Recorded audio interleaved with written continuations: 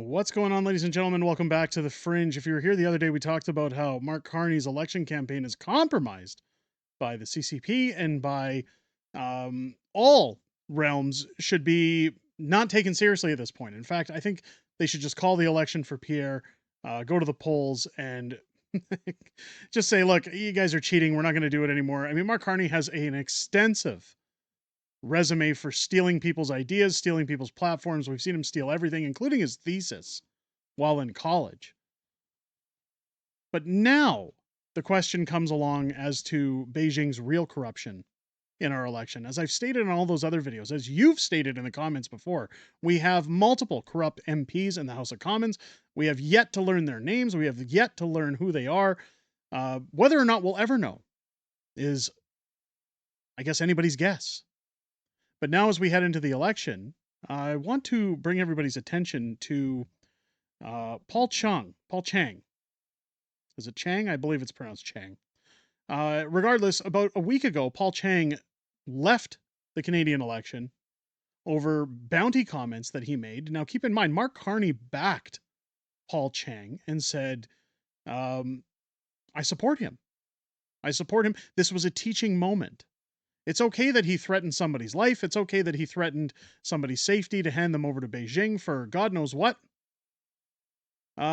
Teaching moment. Everybody's just experiencing it differently, right? That's the old Justin Trudeau comment at Bay. But what's funny with Chang, I want to go into, again, just a little bit of a cliff notes, a little bit of a refresher as to Paul Chang and why he stepped away, because his replacement, which is shocking. I didn't think they'd replace anybody at this point. But his replacement might be cause for alarm. Canada Member of Parliament Paul Chang quit the Liberal Party candidate over comments he made suggesting a political rival should be turned over to the Chinese consulate in return for a bounty. Tay, who is running for the Conservatives in the 28th April federal election, is one of the number of overseas activists who has been targeted by Hong Kong police for allegedly breaking the city's national security law. Chang said he is withdrawing from the race to avoid distractions in this critical moment. Now remember that quote, because it's important when we get to his replacement. He wants to avoid distractions in a critical moment. Canadian Prime Minister Mark Carney, who had previously defended Chang, said on Tuesday he had accepted the resignation. Well, of course he has. He's trying to save face because he's an idiot. As I said yesterday, I'm a moron, and his comments were deeply troubling and regrettable, said Carney in a campaign as he campaigned in Winnipeg, Manitoba. The Liberal leader had said the day before that Chang would stay on as the party's candidate in a Toronto area riding, given that he had apologized for his remarks, which were made earlier this year in a Chinese language media event. Now, what's funny is he stepped away. This also raises questions in Toronto when you look at the installation of Olivia Chow. I'm not even going to get into that election. If you want to see how bad it's become, let's take a look at Paul Chang's replacement. Well, here's Paul Chang's replacement right here. His name is Peter Ewan. He's singing a ballad for the CCP while in uniform. Does Mark Carney approve of this new candidate? Now, I'm not going to play the audio. I'm not going to make you listen to that nonsense. But look at this. In uniform, I'm assuming in Canada. Maybe not in Canada. Maybe this wasn't in Canada. Praising China.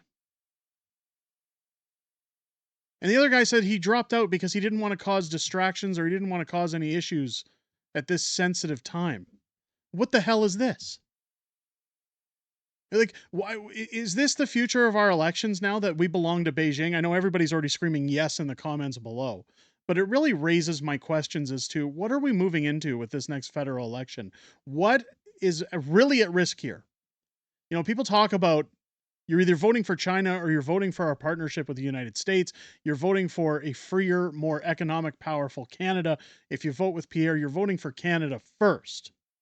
However, if Mark Carney wins this election, what happens to Canada?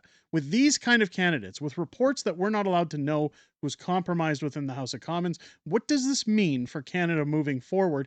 And what does this mean for our elections. This certainly is not free and fair elections. Watchdogs have already signaled there's been tampering on social media accounts from Beijing. They don't need to tamper on social media. They're tampering in the actual election itself. Let me know what you guys think down below in the comments. Are we screwed? Or do we stay vigilant and try to push through this election and try to rid ourselves of this corruption? These are the questions, again, I would be asking your conservative delegates when they come to your door, what they plan to do, what the plan is if they win the election to rid Canada of interference from other countries bringing their police stations into our country, from other countries bringing their corrupt ways of living into our countries. You can't destroy your country and then come here and destroy mine. That's not how this works. I'd really like to know the answer from the conservatives. And again, I'll be asking my conservative Dane Lloyd, I'll be asking many other conservatives when I come into contact with them before the election what their thoughts are. But let me know what your thoughts are, what you expect of the conservatives moving forward down below in the comments. Again, ladies and gentlemen, if it's your first time here, I hope this video has earned your subscription. Please make sure you subscribe to the channel. Now is more critical than ever. If you don't want to lose Canada to China, if you don't want to see censorship win, channels like this one and many others that you follow for politics on YouTube could very well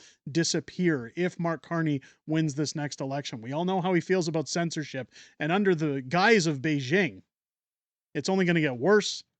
Make sure you hit that subscribe button, hit a thumbs up and a comment on the way out. It helps push it out past YouTube censor algorithms for other people to see this information.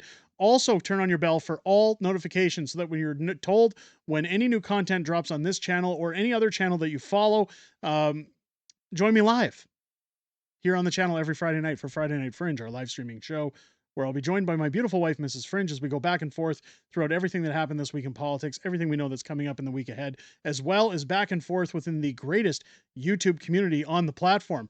I look forward to hearing what you guys have to say, but most importantly, I look forward to hearing what you have to say this Friday, starting at 6 p.m. Pacific, 8 p.m. Central, here on the channel. With that said, ladies and gentlemen, I hope you enjoyed this video. I hope you have a great rest of your day. I'll catch you on the next one.